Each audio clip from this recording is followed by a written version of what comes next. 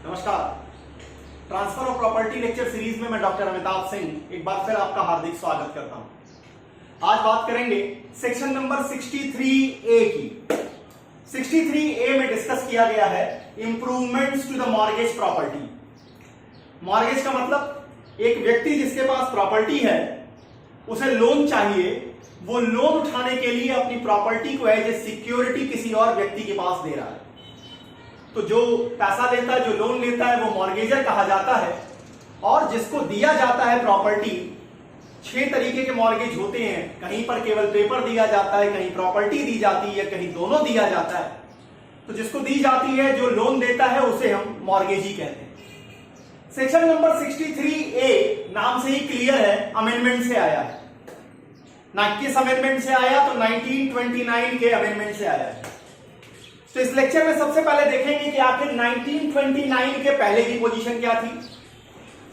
उस समय कोर्ट्स के अमॉन्ग क्या कंफ्यूजन था, कोर्ट्स किस बात को लेकर कंफ्यूज थी, क्या प्रॉब्लम्स आती थी उस समय इंप्रूवमेंट्स को लेकर के।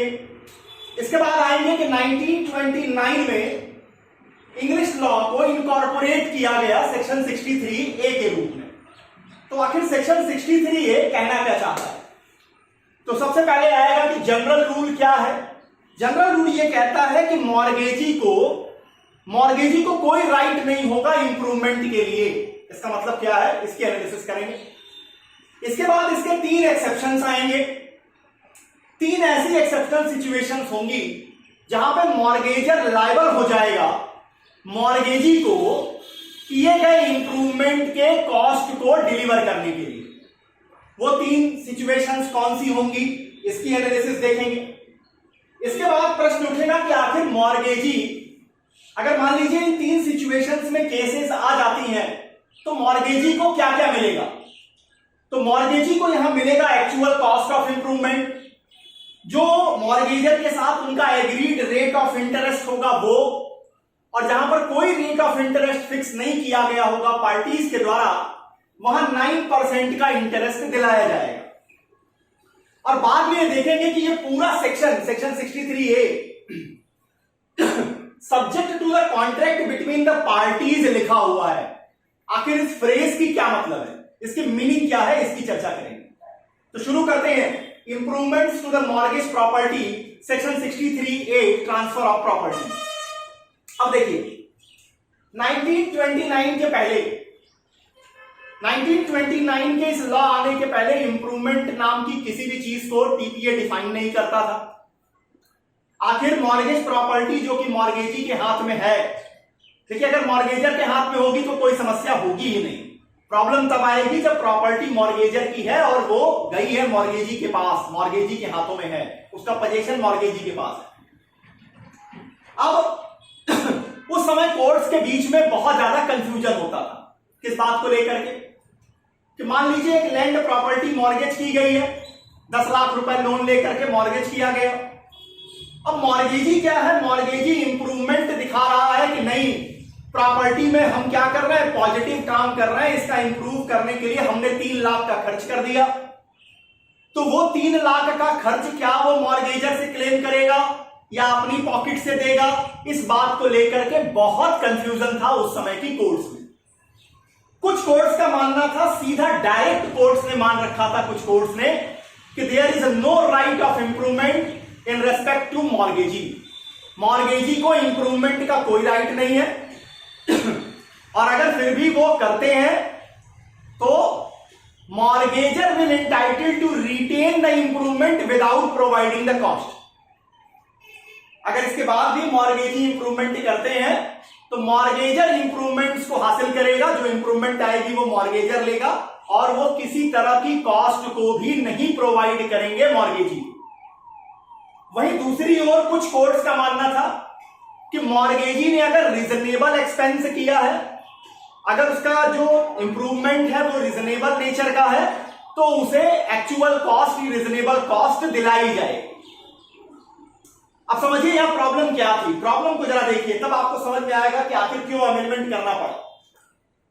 देखिए कुछ कोर्ट्स ने जहां पर कि ये कहा कि आपको रीजनेबल कॉस्ट दिलाई जाएगी, वहां पर एक टेंडेंसी डेवलप होने लगी मॉर्गेजीज के बीच में कि 10 लाख के लिए प्रॉपर्टी मॉर्गेज की गई। अब पता चला कि मॉर्गेजी ने 35 लाख रुपए इंप्रूवमेंट के नाम पर खर्च कर दिए। 10 लाख रुपए का टोटल लोन अमाउंट है और मॉर्गेजी ने 35 लाख रुपए 40 लाख रुपए खर्च कर दिए कि प्रॉपर्टी को हम क्या कर रहे हैं, इंप्रूव कर रहे हैं। एक तरीके से ये इंप्रूवमेंट करके वो मॉर्गेजर के राइट ऑफ रिडम्पशन को चेक करने लगे, उसे कर्टेल करने लगे कि जब मॉर्गेजर वो 10 लाख रुपए वापस करके अपनी प्रॉपर्टी लेने आए तो ये बता दें कि भाई साहब 10 लाख तो 10 लाख, 35 लाख और दीजिए जो हमने इंप्रूवमेंट में लगाए हैं।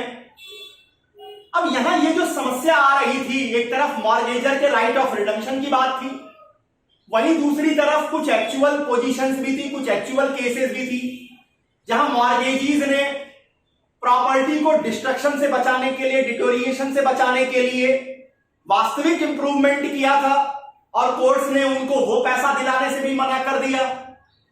तो इन सारी प्रॉब्लम को समाधान दिया गया 1929 में, इनकॉर्पोरेट किया गया इंग्लिश लॉ। इंग्लिश लॉ का जो कॉन्सेप्ट है उसको भारत में इनकॉर्पोरेट ले आए, कंट्रोल सी कंट्रोल बी बना करके, और इसको रखा सेक्शन नंबर 63A के रूप में।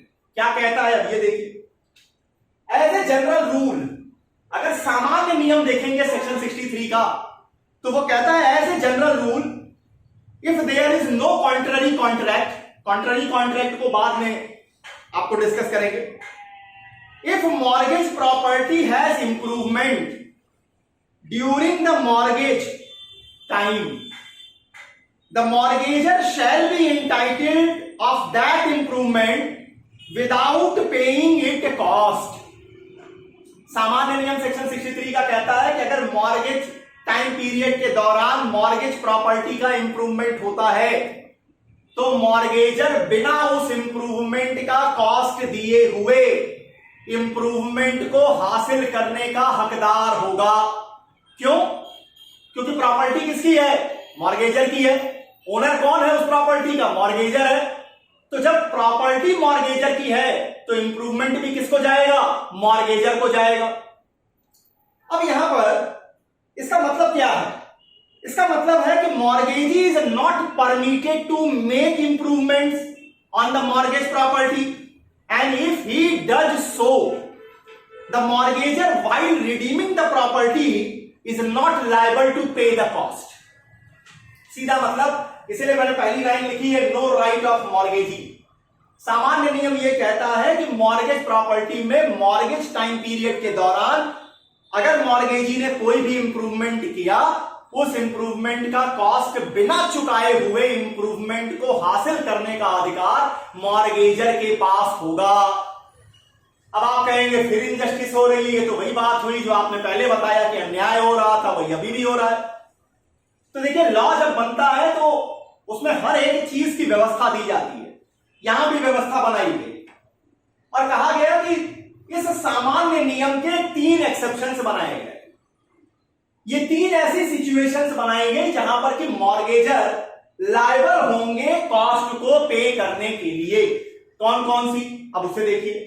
Number 1, where the improvements made by mortgagee was necessary. Where the improvements made by mortgagee, mortgagee ने जो इंप्रूवमेंट्स किए हैं, वाज नेसेसरी। क्या नेसेसरी? क्यों? To preserve the mortgage property from destruction और डिटोरिएशन। अगर मॉर्गेज प्रॉपर्टी को डिस्ट्रक्ट होने से बचाने के लिए, डिटोरिएट होने से बचाने के लिए इंप्रूवमेंट करना नेसेसरी था और वो मॉर्गेजी ने किया है, तो मॉर्गेजी को उस इंप्रूवमेंट की कॉस्ट दिलाई जाएगी। मतलब मान लीजिए एक एग्रीकल्चरल लैंड है या एक लैंड है जिसको मॉर्गेज की गई है, उसकी जो बाउंड्री वॉल थी वो इस तरह से डैमेज हो गई थी, इस तरह से वो टूट रही थी कि अगर उसे प्रोटेक्ट नहीं किया जाता तो बाद में डिमार्केशन को लेकर के सालों मुकदमा चलता। मॉर्गेजी ने क्या किया? उस वॉल को मरम्मत कराया, उसकी जगह नया वॉल उन्होंने बना दिया। अब यहां पर यह माना जाएगा कि ये जो काम इंप्रूवमेंट उसने किया मॉर्गेजी ने, that was necessary to preserve the mortgage property from destruction और deterioration। लेकिन एक बात समझ के चलिएगा, कौन सा काम, कौन सी इंप्रूवमेंट डिस्ट्रक्शन और डिटोरिएशन से प्रिजर्व करने के लिए नेसेसरी थी या नहीं थी, ये fact and circumstances of the case पे डिपेंड करेगा और पर और केस टू केस ये डिफर करता जाएगा। पहली सर्कमस्टांस हो गई। अब दूसरी सिचुएशन क्या है, where such improvements was necessary to prevent the security from becoming insufficient. अब मॉर्गेज प्रॉपर्टी का मतलब क्या है, वो एक सिक्योरिटी के रूप में आई है, तो जहां पर ऐसी इंप्रूवमेंट करना जरूरी है कि वो जो सिक्योरिटी है वो इनसफिशिएंट ना हो जाए, वहां पर भी मॉर्गेजी को राइट मिलेगा। मॉर्गेजी ने जो भी इंप्रूवमेंट की है उसका कॉस्ट उसको देने के लिए मॉर्गेजर बाउंड होंगे। Number third, where the improvements was made in compliance with lawful order of public servant or any public authority just like the municipality। किसी पब्लिक सर्वेंट का या पब्लिक अथॉरिटी का लॉफुल ऑर्डर है, ग्राम सभा का lawful order है, नगर निगम का lawful order है, म्युनिसिपल बोर्ड का एक ऑर्डर आया है, जिस ऑर्डर को कंप्लाई करते हुए मॉर्गेजी ने इंप्रूवमेंट किया है, तो अब वहां मॉर्गेजी ने अपने मन से तो कुछ किया नहीं। एक पब्लिक सर्वेंट है या पब्लिक अथॉरिटी है जिन्होंने आदेशित किया है और वो बाउंड है उस आदेश को पालन करने के लिए, उस आदेश को मानते हुए मॉर्गेजी ने इंप्रूवमेंट किया है, तो उस इंप्रूवमेंट की कॉस्ट को मॉर्गेजी को दिलाया जाएगा। तो सेक्शन 63 का जनरल रूल क्या कहता है, जनरल रूल कहता है मॉर्गेजर लायबल नहीं होगा किसी भी इंप्रूवमेंट की कॉस्ट को देने के लिए।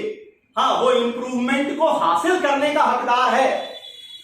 वहीं तीन ऐसी सिचुएशंस बताई गई जहां पर मॉर्गेजर बाउंड होगा, लायबल होगा मॉर्गेजी को इंप्रूवमेंट की कॉस्ट देने के लिए। कौन कौन सी, वो आपने देख ली। पहली सिचुएशन जहां पर इंप्रूवमेंट नेसेसरी है उस मॉर्गेज प्रॉपर्टी को डिस्ट्रक्शन और डिटोरिएशन से बचाने के लिए। नंबर सेकंड, उस मॉर्गेज प्रॉपर्टी जो सिक्योरिटी के रूप में है उसको इनसफिशिएंट ना हो जाए, इससे बचाने के लिए जरूरी है। नंबर थर्ड, जहां पर कि पब्लिक सर्वेंट या पब्लिक अथॉरिटी के लॉफुल ऑर्डर के कॉम्प्लायंस में इंप्रूवमेंट करना पड़ता है।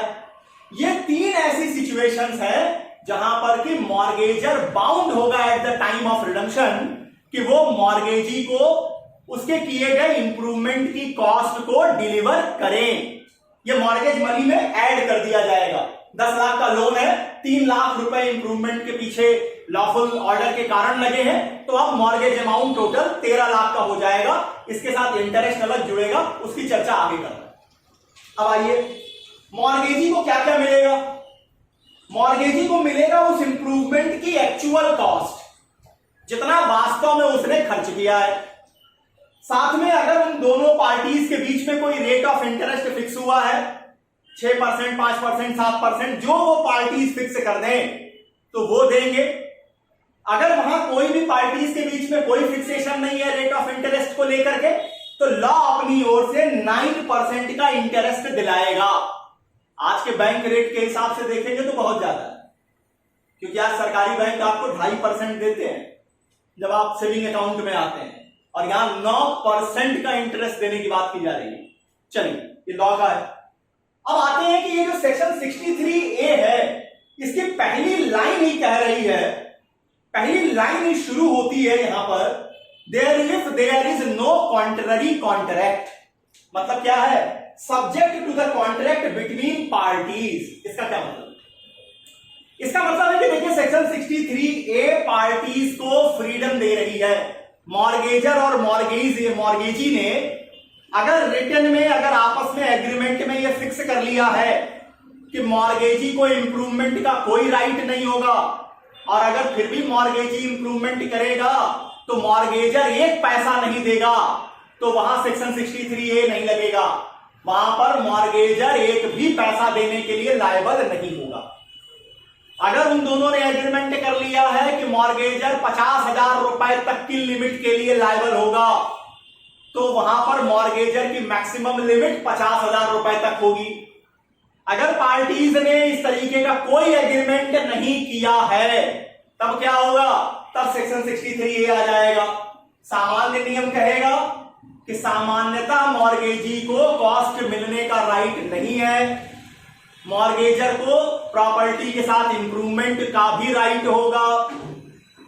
लेकिन इसी सामान्य नियम के 3 एक्सेप्शन है कि अगर मॉर्गेजी ने मॉर्गेज प्रॉपर्टी को डिस्ट्रक्शन या डिटोरिएशन से बचाने के लिए जो जरूरी था ऐसा इंप्रूवमेंट किया है, या वो मॉर्गेज सिक्योरिटी की वैल्यू कम हो जाए, इनसफिशिएंट ना हो जाए, ऐसा इंप्रूवमेंट किया है, या किसी पब्लिक सर्वेंट या पब्लिक अथॉरिटी के ऑर्डर के कॉम्प्लायंस में इंप्रूवमेंट किया है, तो ऐसी सिचुएशंस में, ऐसी 3 सर्कमस्टांसेस में मॉर्गेजर बाउंड होगा जब वो रिडम्पशन करेगा मॉर्गेजी को किए गए इंप्रूवमेंट की एक्चुअल कॉस्ट देने के लिए और वो रेट ऑफ इंटरेस्ट देने के लिए जो पार्टीज के बीच में एग्रीड हुई है, और अगर कोई एग्रीमेंट नहीं है तो 9% का इंटरेस्ट देने के लिए मॉर्गेजर बाउंड होगा।